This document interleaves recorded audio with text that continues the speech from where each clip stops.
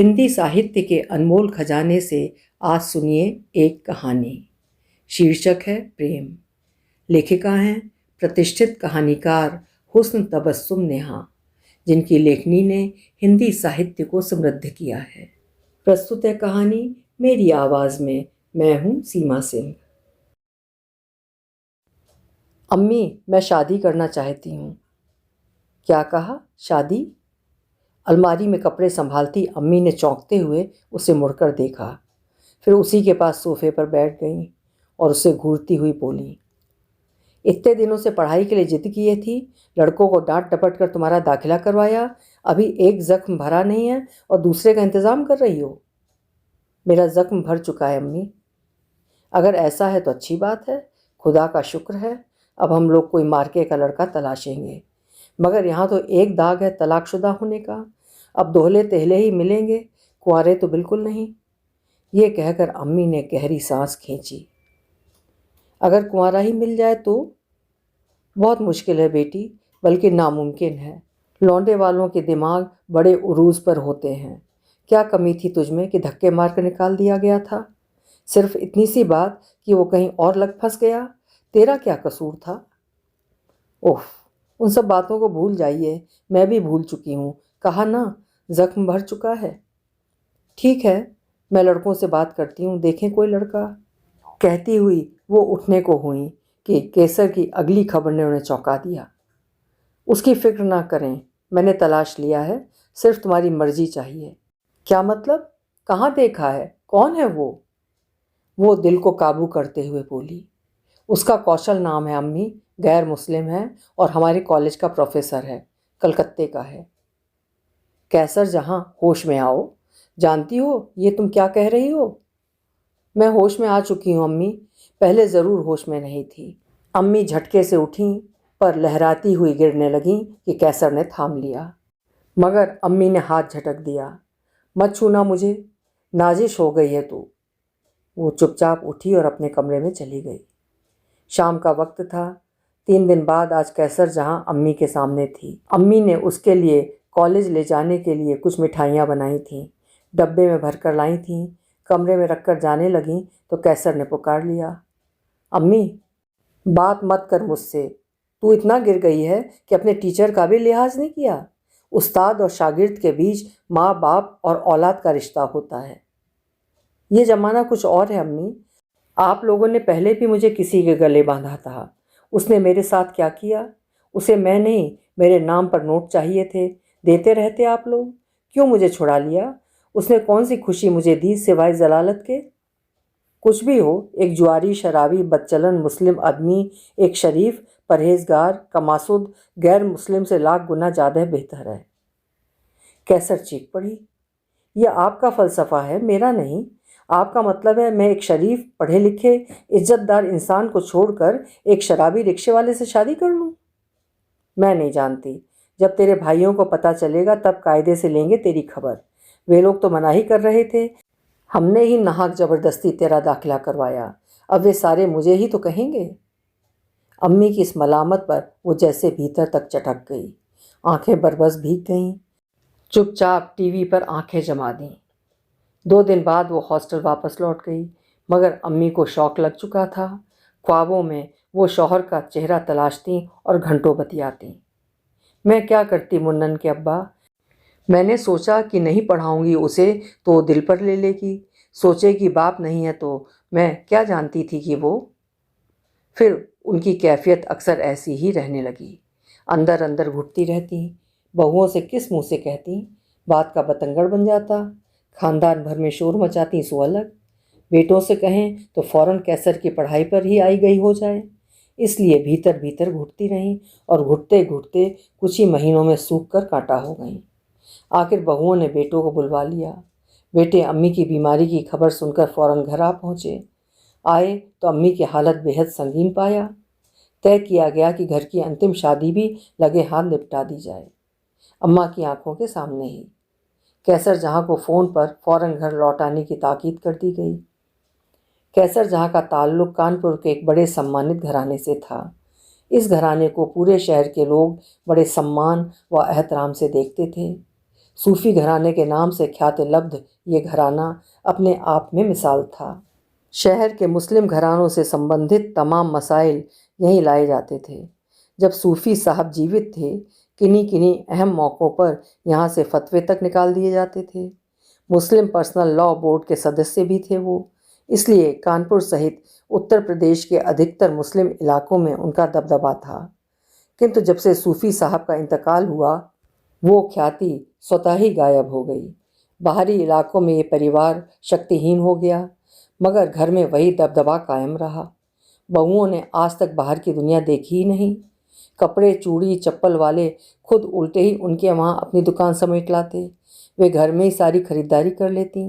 गरज ये कि बेटों ने बाप की रवायतें कायम रखीं।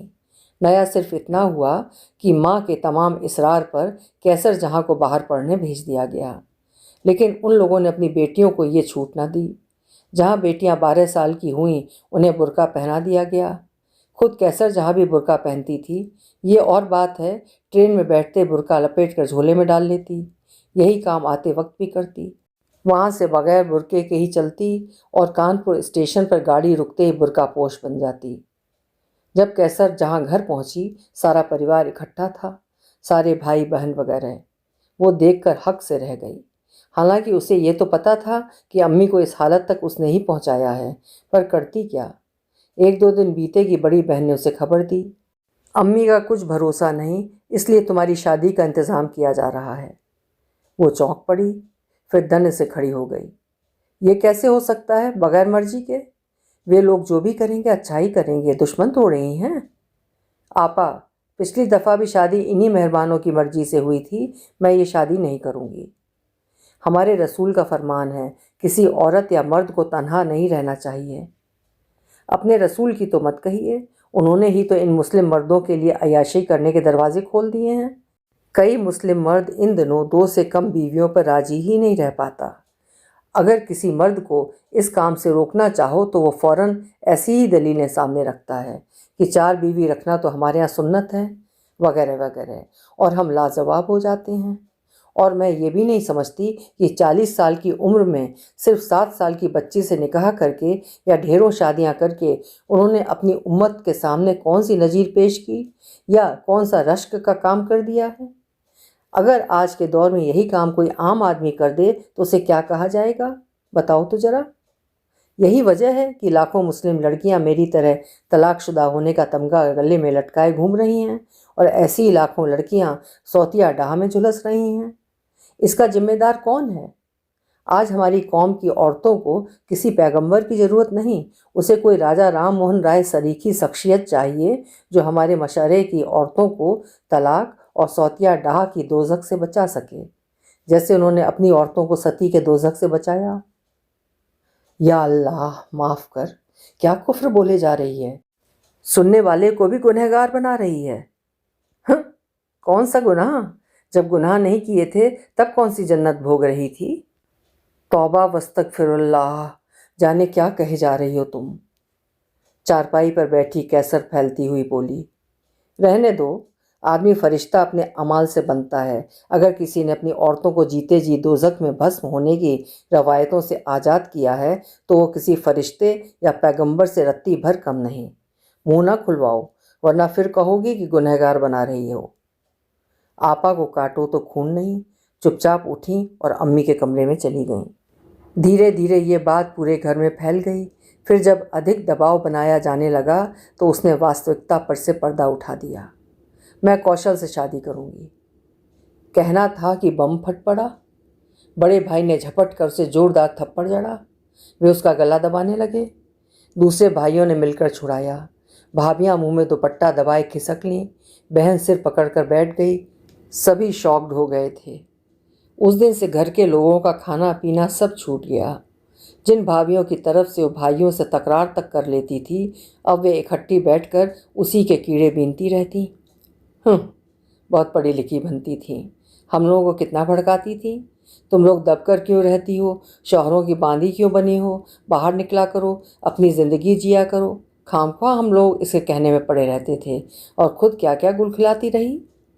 और नहीं तो क्या, मैं सोच रही थी इनसे जिद करके अपनी बेटियों को खूब पढ़ाऊंगी, मगर अब तौबा, मेरे बाप की तौबा, इसी साल से उनका नाम कटवा दूंगी। ज़माना बड़ा ख़राब है। फिर जब घर में ये माहौल देखेंगी तो और बिगड़ेंगी। इस तरह भाभियाँ एक निष्कर्ष पर पहुंची, मगर कैसर जहाँ टस से मस नहीं हुई। बहन समझा समझा कर थक गई। बड़ी भतीजे ने दबी जुबान में कैसर जहाँ के सामने अपनी बात रखी।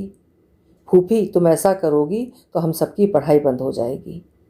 क्यों बंद हो जाएगी? तुम भी हमारी तरह गलत चीज़ों की मुखालफत करना सीखो। भतीजी खामोश हो गई।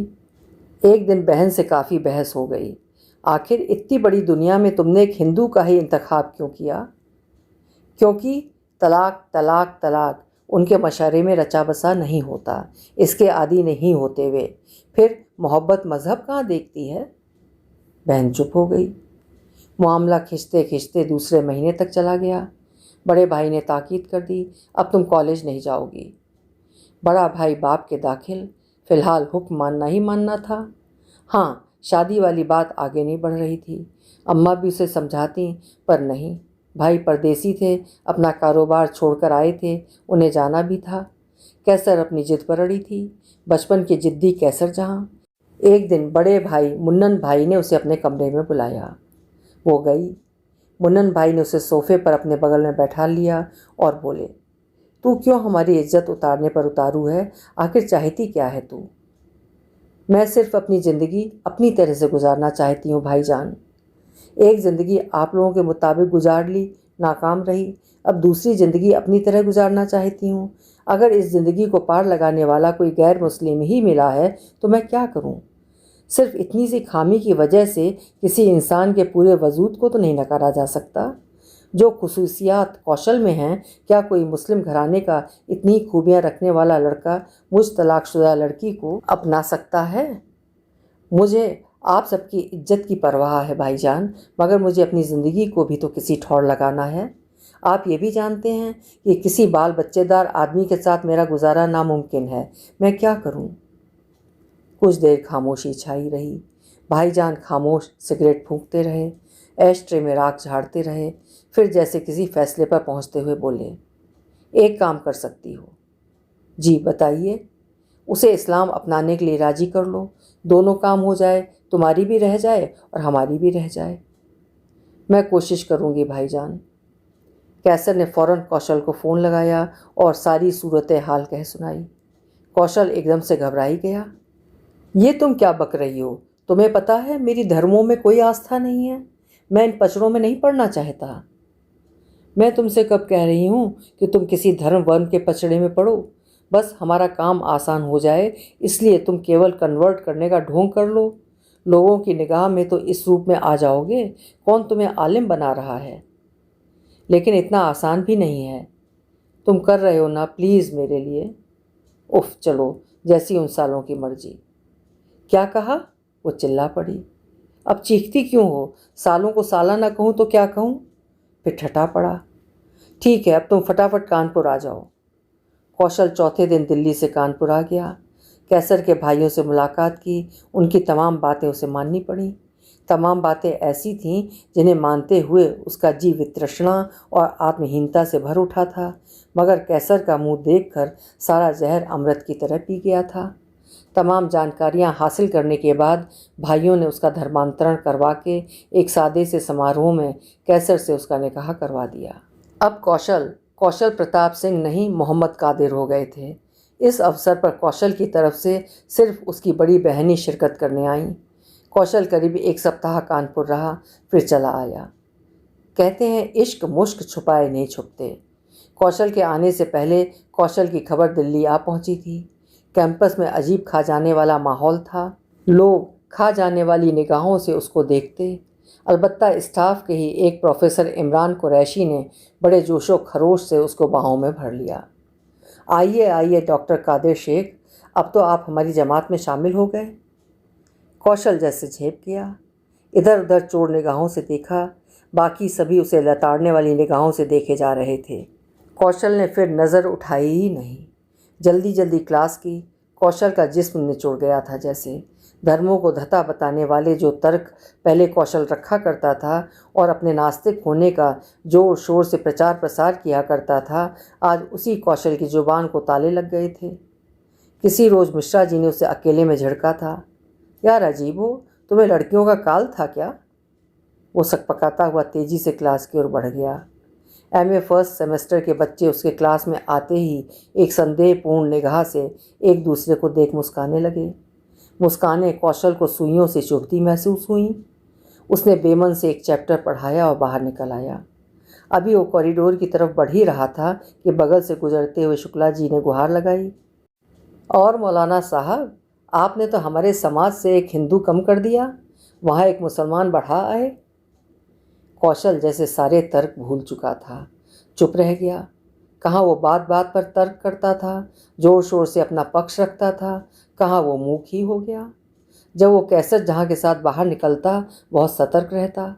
कैसर जहाँ ठहरी ठेठ कट्टर मुस्लिम परिवेश का प्रभाव व्यक्ति पर सारी उम्र हावी रहता है, वो कितना भी प्रगतिशील या परिवर्तनशील हो। इस प्रभाव ने न कौशल का पीछा छोड़ा और न ही कैसर का। पर कैसर जहाँ को इससे कोई फ़र्क नहीं पड़ा, वो तो अपनी मौलिक फ़ज़ाओं में सांस ले रही थी। फ़र्क कौशल को पड़ा। वो प्रेम में दोनों जहाँ हार चुका था। घर के लोगों ने किनारा कशी कर ली थी, उसके समाज ने भी उसे बहिष्कृत कर दिया। बाहर निकलता तो लोग उसे अजीब नज़रों से घूरते। वो उसे हर जाता, उसे अपराध बोध का आभास होता।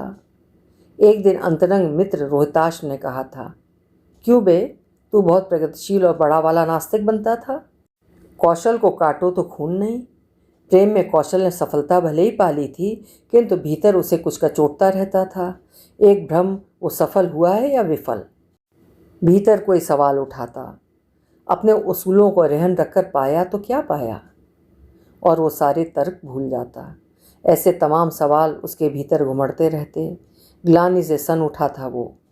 प्रेम की परिणति जिस रूप में हुई थी वो असह्य थी। अंतस में एक विशाल सन्नाटा भर गया था।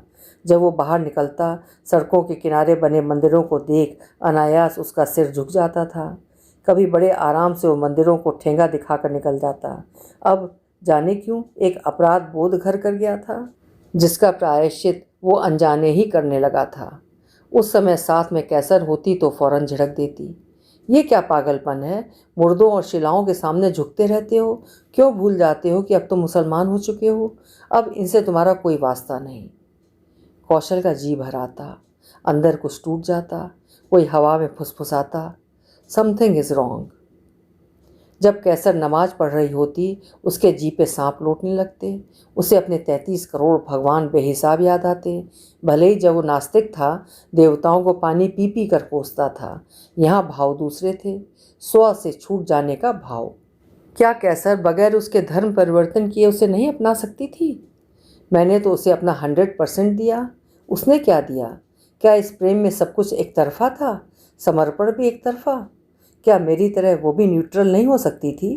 क्या रखा है इन धर्मों के जंगल में? या फिर वो रहती, मैं ही रहता। जोधाबाई क्या मुसलमान हुई, या अकबर बादशाह हिंदू बना? वे एक दूसरे को प्रेम करते थे, एक दूसरे के धर्म का सम्मान करते थे। मैंने तो धर्म नाम की संस्था का ही बहिष्कार किया था, और कहाँ एक धर्म को अपमानित करके एक दूसरे धर्म को महिमा मंडित करने बैठ गया हूँ। कहाँ घुस गई मेरी प्रगतिशीलता? विमूढ़ कैसे हो गया? अगर मैं खुद को प्रगतिशीलता जीवियों में शुमार करता हूँ, तो मेरी पत्नी को भी उतना ही प्रोग्रेसिव होना चाहिए था। क्या धर्म परिवर्तन करने से हृदय परिवर्तन भी हो जाता है?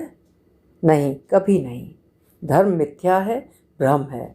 मैं किसी भी धर्म का पैरोकार नहीं हो सकता। कौशल मेरे माता पिता का दिया गया एक स्नेहपूर्ण संबोधन है, ना कोई हिंदू या मुसलमान। मैं इस स्नेहिल संबोधन को किसी कादिर शेख में नहीं विलय कर सकता। मैं अपने माता पिता, भाई बहन, रिश्तेदारों और मित्रों आदि को कौशल पुकारने से नहीं रोक सकता। उन्हें कादिर कहने के लिए बाध्य नहीं कर सकता। ऐसे कितने ही सवाल उसे घोंटते रहते। वो प्रायः तन्हा बैठकर आत्मवंचना करता रहता। प्रत्यक्षता वो जितना गुमसुम खोया खोया रहता, भीतर वो उतनी ही गहरी यंत्रणा में उलझा होता। उसका जहन फटने लगता। कैसा वो अजीब बिखरा बिखरा सहमा सहमा सा होता जा रहा है। धीरे धीरे वो कॉलेज जाने से कतराने लगा। अक्सर छुट्टियां ले लेता। कैसर उस पर चिल्लाती रहती, क्या हुआ है तुम्हें, कॉलेज क्यों नहीं जाते, घर में पड़े पड़े कैसे चलेगा। वो कुछ नहीं बोलता, खामोश पड़ा रहता। तीसरे माह गर्मी की छुट्टी हो गई। कौशल की जान में जान आई। अब छुटकारा मिला मानसिक प्रताड़नाओं से। वे मई जून की छुट्टियां बिताने कानपुर चले आए। कैसर के यहाँ स्थिति सामान्य थी। औरतों के बीच खुसर पुसर चलती रहती। भावजें कौशल से पर्दा करती, इससे उससे कोफ्त होती, पर वो कहता कुछ नहीं। कभी कोई बुलाता, और कादिर साहब अपनी सुनाएं। वो अनसुना सा बैठा रहता। दोबारा कोई झिड़कता, अम्मा तुमसे ही कह रहे हैं। उसके कान कौशल सुनने के अभ्यस्त थे। कादिर ध्यान से उतर जाता। घर में आने जाने वालों के लिए उसके मुंह से अस्सलाम वालेकुम बड़ी मुश्किल से निकल पाता। भावजों ने उसके खाने के बर्तन तक अलग कर रखे थे। कैसर ये बर्ताव देखकर क्षुब्ध होती।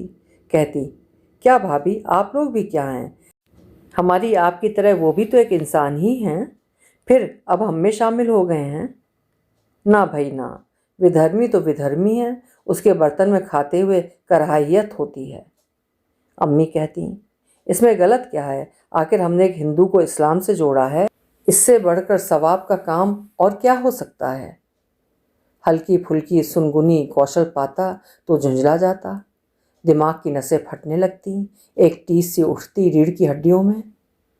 उस दिन फज्र का वक्त था। अभी मुर्गा बांगी दे रहा था कि सबसे छोटी भावज को प्रसव का दर्द शुरू हो गया।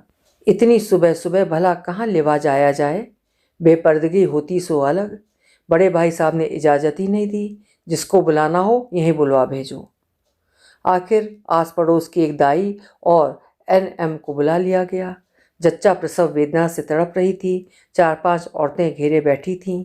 अल्लाह अल्लाह करके बच्चे ने जन्म ले लिया। जच्चा को निजात मिली। अब वो प्यास से तड़प रही। पानी पानी की रट लगाई थी। एनम ने मना किया, नहीं पानी बिल्कुल नहीं, जहर बन जाएगा। बाकी बैठी औरतें एक दूसरे का मुंह तकने लगीं। जच्चा छटपटा रही थी प्यास के मारे। इसी बीच एनम दाई को साथ लेकर कमरे से बाहर चली गई फ्रेश होने। बड़ी भावत से जच्चा की पानी की तड़प नहीं देखी गई। मंझली वाली के कान में धीमे से फुसफुसाई, जहीर की दुल्हन, इसकी तड़प नहीं देखी जा रही, कहीं कुछ ऐसा वैसा ना हो जाए। सुनो, वो जो आबे जमजम का पानी रखा है उसे पिला देते हैं, मुकद्दस जगह का पानी है, वो तो फ़ायदा ही करेगा। मंझली भावज ने सहमत में सिर हिलाया और जाकर आबे जमजम की शीशी उठा लाईं। बड़ी वाली ने झट ढक्कन खोलकर कुछ पानी जच्चा के मुंह में उड़ेल दिया और मंझली के हाथ शीशी रखवा दी। तब तक एनम वापस लौट आई और ठीक उसी वक्त छोटी भावज यानी जच्चा को जोर की हिचकी आई और उस हिचकी के साथ ही उनके प्राण पखेरु उड़ गए। एनम हकबकाई सी रह गई। दाई चिल्लाई, आखिर कर ली ना आप लोगों ने अपनी मर्जी। बड़ी भावज ने उल्टे ही रद्दा रखा, हमें क्या कहती हो, खुद को तो ढंग की डॉक्टरी आती नहीं। संजली बहू से बर्दाश्त नहीं हुआ तो तड़ से बोली, झूठ क्यों बोलती हो भाभी, तुमने ही तो छोटी बहू को पानी पिलाया है। एनम सिर पकड़ के बैठ गई। दाई सामान समेटने लगी। कैसर शोर सुनकर कमरे में गई तो उल्टे पांव चीखती हुई भाइयों के कमरे की तरफ भागी। खुशी गम में तब्दील हो चुकी थी। अंततः कफन दफन कर दिया गया। अम्मी सकते में थी। उनके घरौंदे को किसकी नज़र लग गई। बड़ी बहू समझा रही थी, कुछ नहीं अम्मा, हमारे घर पे अजाब इलाही नाजिल हुआ है।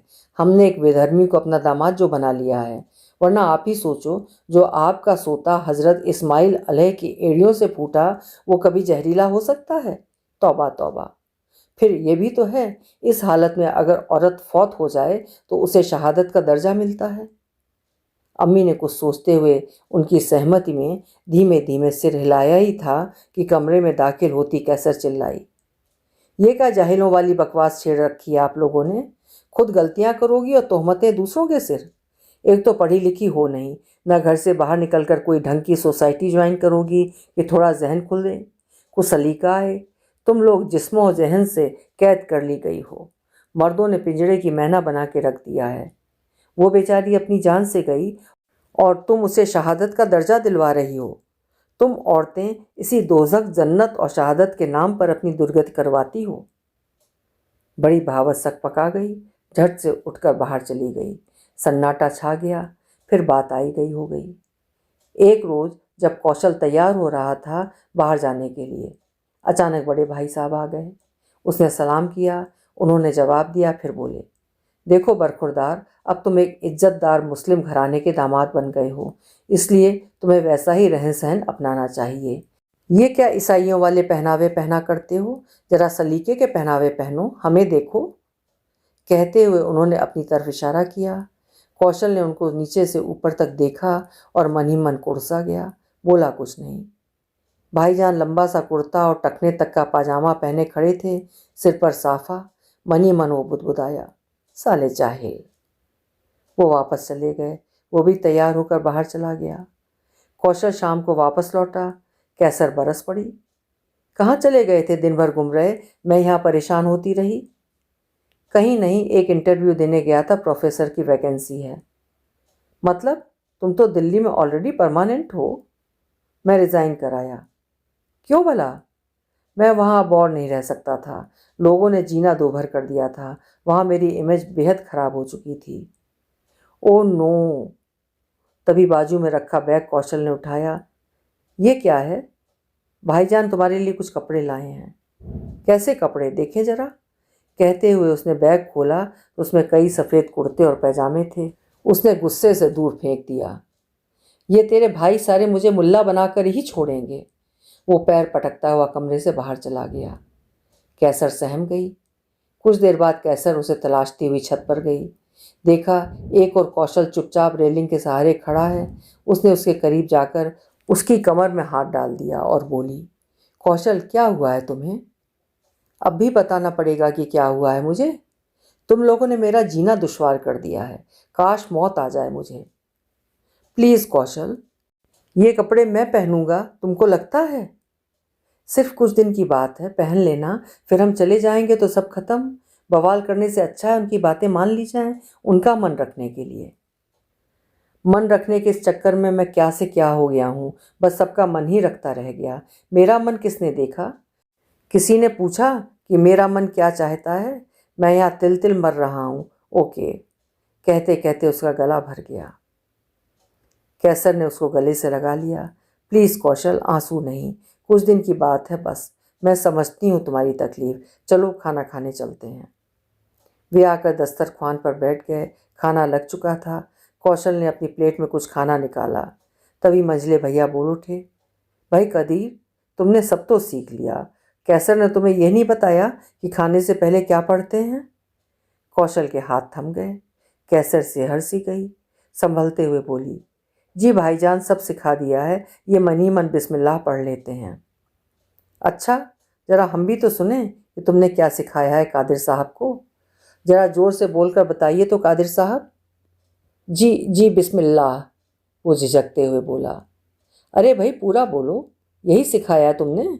ना, नहीं भाईजान, पूरा याद है। कौशल, सॉरी कादिर, वो तुमको सिखाया था ना, बिस्मिल्लाहिर्रहमानिर्रहीम, बोलो ना। सबकी निगाहें कौशल के चेहरे पर थीं। कौशल पसीने पसीने था, उससे बोला नहीं जा रहा था। लड़खड़ाया सा बोला, बिस्मिल्लाह माँ।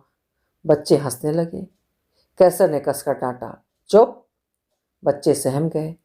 कौशल शर्म से पानी पानी हो गया। वो प्लेट खिसका के दस्तरख्वान से उठ गया। माहौल संगीन हो गया था। पीछे पीछे कैसर भी चली आई। कमरे में आते ही उस पर बरस पड़ी। ये क्या बदतमीज़ी है? दस्तरख्वान से ऐसे नहीं उठा जाता, समझे? खाने की बेइज्जती होती है। और जो मेरी बेइज्जती हो रही थी? क्या बेइज्जती हो रही थी? सिखा ही तो रहे थे। मैं 2 दिन में तुमको सिखा दूंगी। मुझे नहीं सीखना, समझी? तुम ही करो ये नाटक, बहुत हो चुका।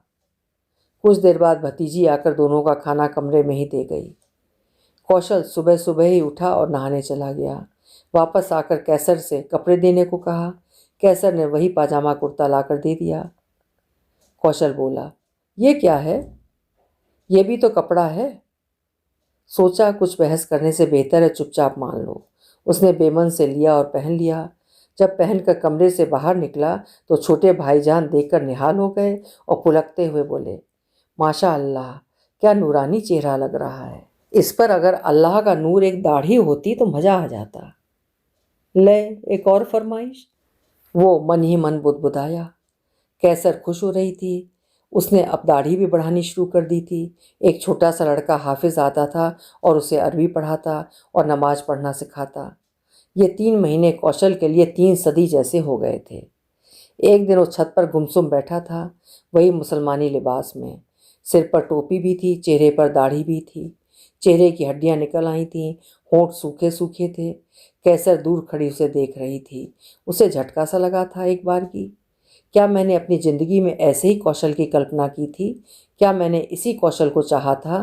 कहाँ चला गया वो खुशमिजाज और हंसोड़ कौशल? मेरी मोहब्बत में इसने खुद को क्या से क्या बना डाला। ये तो बिल्कुल वैसा ही लगता है, मेरे पहले शौहर एजाज जैसा। इसमें तो सब कुछ वैसा ही होता जा रहा है। या अल्लाह, रहम कर। एक चीख के साथ वो गिरकर बेहोश हो गई। आवाज़ सुनकर कौशल ने उधर देखा और दौड़कर उठाया, फिर कमरे में लाकर लिटाया। उसे पानी के छींटे देकर होश में लाया। भाभी ने डॉक्टर को फ़ोन कर दिया। डॉक्टर आया, कुछ दवाएं दी और बताया कि कैसर माँ बनने वाली है। लेकिन जाने क्या था इस खबर पर कहीं कोई प्रतिक्रिया नहीं हुई। न कैसर के चेहरे पर कोई भाव था, न कौशल के और न ही घर वालों के। कौशल तैयार हो रहा था बाहर जाने के लिए। कैसर पास आकर पूछ रही थी, एक बात पूछूं, तुम्हें खुशी नहीं है कि तुम बाप बनने वाले हो? बिल्कुल नहीं, क्योंकि मैं नहीं जानता कि मैं किसी हिंदू बच्चे का बाप बनने जा रहा हूँ या मुसलमान बच्चे का। मैं नहीं चाहता कि फिर किसी को इस घर में आकर अपने अस्तित्व के लिए संघर्ष करना पड़े जैसे मैं कर रहा हूँ। उससे कहो लौट जाए। कौशल, पागल हो गए हो तुम? क्यों, कादिर कहो ना तुम। आज तक कौशल को कादिर कहने की आदत नहीं डाल सकी और मुझे जाने क्या क्या कहने की आदत डलवाई जा रही है।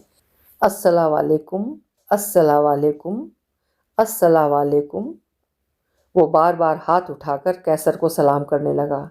वो चिढ़ गई। ये क्या बदतमीज़ी है, और वो पैर पटकती बाहर चली गई। शाम को कौशल आया, कमरे में एक और अपनी फाइल रख दी और बेड पर पसर गया। तभी कैसर पानी ले आई और बैठती हुई पूछा, क्या हुआ, कहीं कुछ काम बना? हाँ, हो जाएगा, 1 तारीख को ज्वाइनिंग है। उसने हाथ बढ़ाकर फाइल उठाई और एक लिफाफा निकाला। ये देखो ज्वाइनिंग लेटर। कैसर ने निकाल कर देखा और उसका माथा चूम लिया। तभी कौशल ने धीरे से कहा, लेकिन एक मसला है। क्या? कैसर की भवें सिकुड़ गईं। कौशल ने थोड़ा झिझकते हुए कहा, ये कॉलेज जैन लोगों का है, हमें क्वार्टर वगैरह सब मिलेगा। मेन लखनऊ में है। तुम्हें पता है आजकल नौकरी कितनी रेयर है। बहुत मुश्किल से मिली है, एक दोस्त की सिफारिश से। ठीक है, अल्लाह का शुक्र है। मसला क्या है? तुम जैन का मतलब समझती हो ना? मतलब?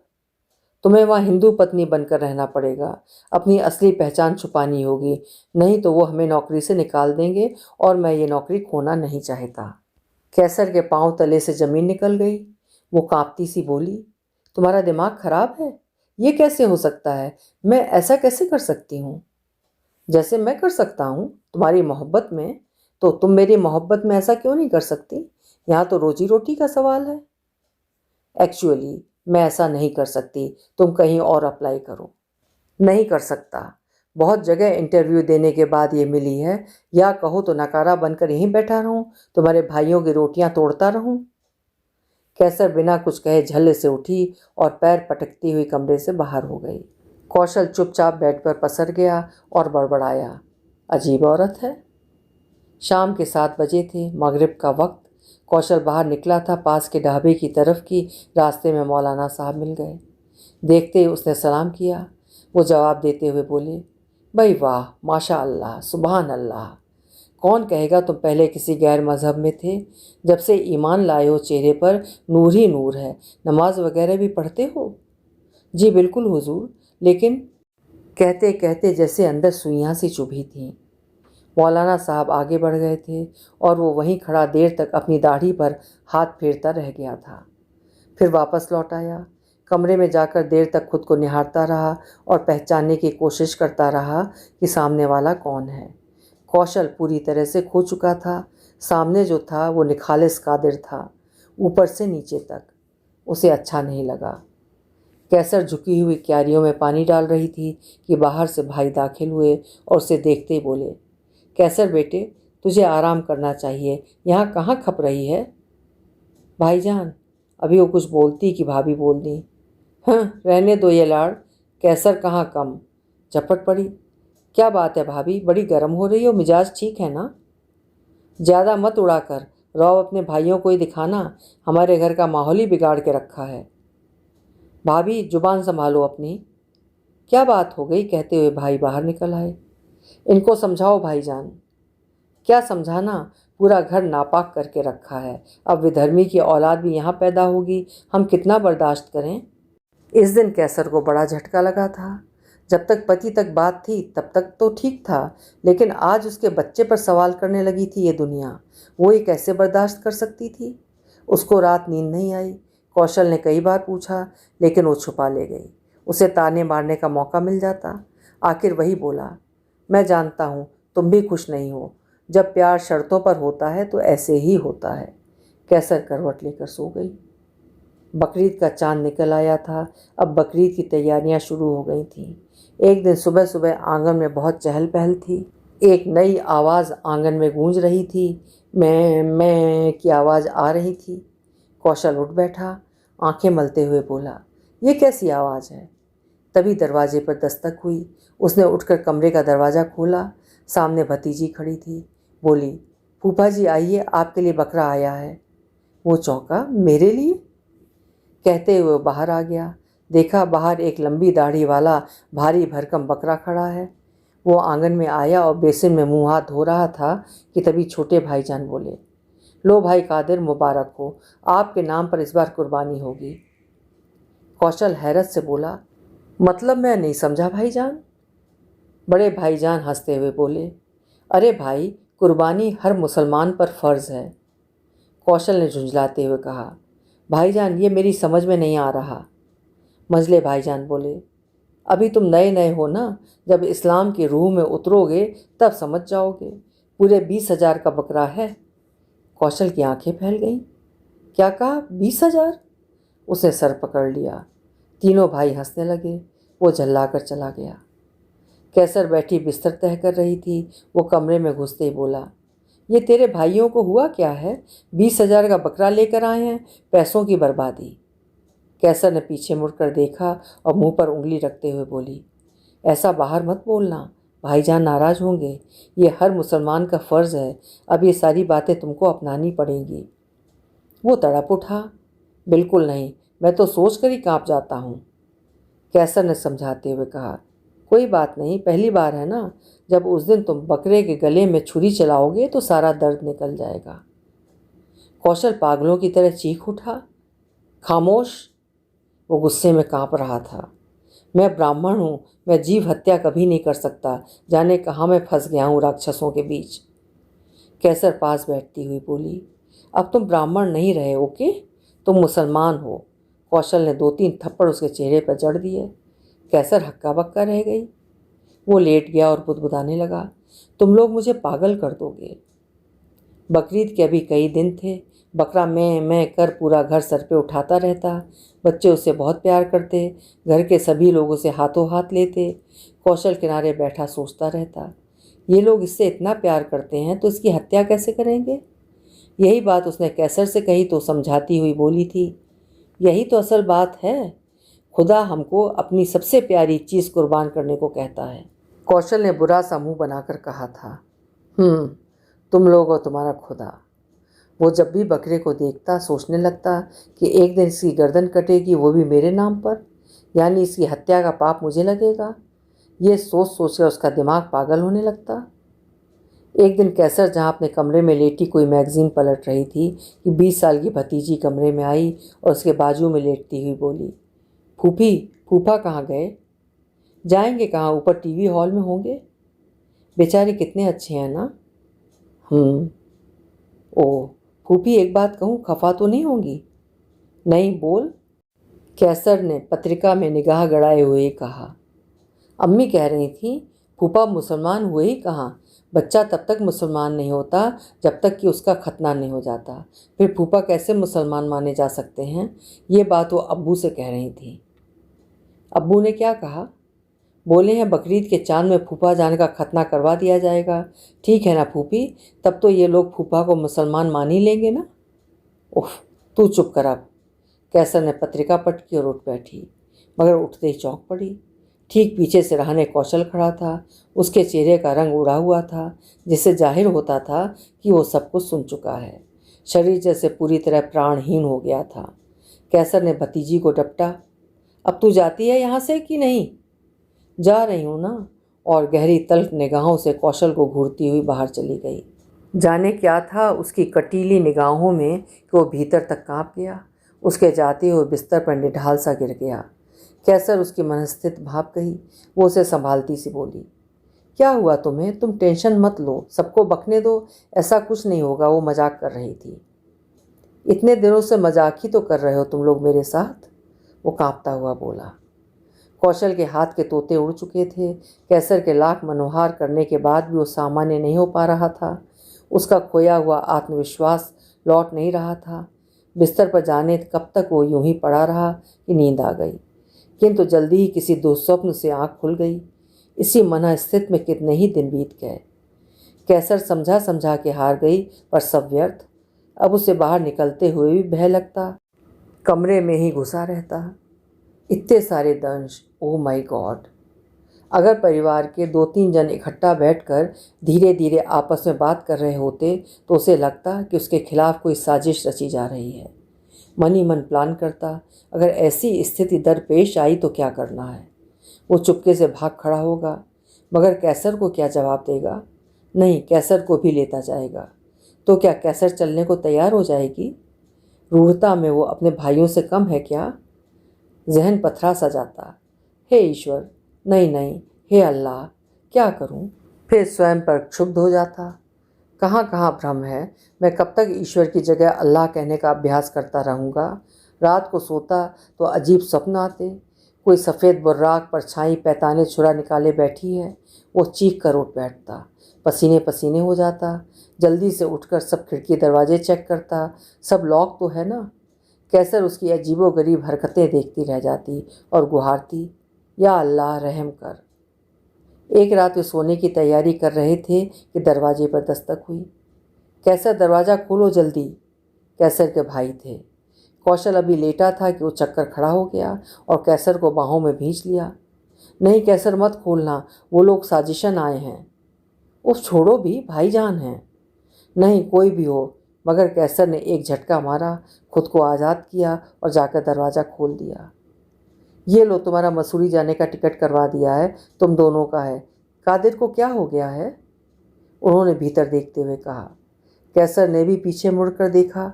वो दोनों घुटनों को सिकोड़े बाहों में भरे उकड़ू बैठा हुआ था। वो कुछ नहीं बोली। भाईजान चले गए तो वो दरवाज़ा बंद करके आई और उसे जोर का झटका दिया। ये क्या बदतमीज़ी है? कैसे बैठे हो? क्या सोचा होगा भाईजान ने? छी! वो कुछ ना बोला, चुपचाप लेट रहा। कौशल की इस तरह की विक्षिप्त मनोदशा देखकर वो बेहद सहम गई। कौशल उधर मानसिक संतरास से इस कदर जूझ रहा था कि दिन ब दिन उसकी मानसिक अवस्था तथा दिनचर्या गड़बड़ाती जा रही थी। देर रात तक जागना और सुबह देर से उठना, फिर गुमसुम यहाँ वहाँ घुसे पड़े रहना, यही हो गया था उसका रूटीन। दीन दुनिया सबसे मोह भंग हो चुका था। कैसर से जिस्मानी राबता भी लगभग खत्म हो चुका था। एक रोज गई रात को सोते समय नींद में ही कैसर का हाथ उसके पेट पर पड़ गया तो वो चीख कर उठ बैठा। नहीं नहीं नहीं, वो उठ बैठा। कैसर ने उठकर लाइट ऑन कर दी, उसे पानी पिलाया। वो कुछ सामान्य हुआ, अचेत निगाहों से हर तरफ देखता रहा। हर ओर दीवारों पर भयभीत कर देने वाले दृश्य चिपके हुए थे। अभी सुबह का झुटपुटा था कि कौशल का फ़ोन बज उठा। उधर रोहिताश्व था। छूटते ही बोला, क्यों बे कादिर, हमको भी भूल गया? खामोश, खबरदार, मैं कौशल हूँ, कौशल। इस तरह चीखते देख कैसर दौड़कर समीप आई। क्या बात है, क्यों चिल्लाए जा रहे हो? तुम्हें हो क्या गया है? पागल हो गए हो क्या? अभी भाईजान सुन लेंगे तो? हाँ हाँ, सुन लेने दो। साला कायरों की तरह जी रहा हूँ। तुम सब हत्यारे हो। तुम लोगों ने हत्या की है मेरी। कभी माफ़ नहीं करूँगा मैं तुम लोगों को। तेज आवाज़ें सुनकर घर के दूसरे लोग भी कमरे के बाहर इकट्ठे हो गए। भाभियों की खुसर फुसर शुरू हो गई।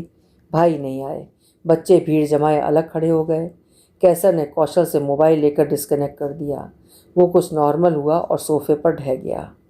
कैसर का जी बुरी तरह से हौल रहा था। या अल्लाह, ये क्या हो रहा है? बाज आई ऐसी मोहब्बत करके। करीब 1 घंटा बाद उसने कुछ सोचकर अपनी सखी सुमैया को फ़ोन किया। घर चलिया, बहुत उलझन में हूँ। दोपहर करीब 1 बजे सुमैया आई। कौशल खा पीकर अपने कमरे में आराम करने चला गया था। कैसर सुमैया को लेकर टीवी रूम में चली गई। दोनों दीवान पर आमने सामने लेट गईं। बता कैसर, क्या चल रहा है? कैसर ठंडी सांस लेकर रह गई। कुछ बता ना, कोई प्रॉब्लम है? फिर कैसर ने सारी सूरत हाल कह सुनाई। सब सुनकर सुमैया ने गहरी सांस खींची। कुछ देर खामोश सोचती रही, फिर बोली, देख कैसर, इन हालात की जिम्मेदार तू खुद है। ये रिश्ते मरने वाले रिश्ते होते हैं।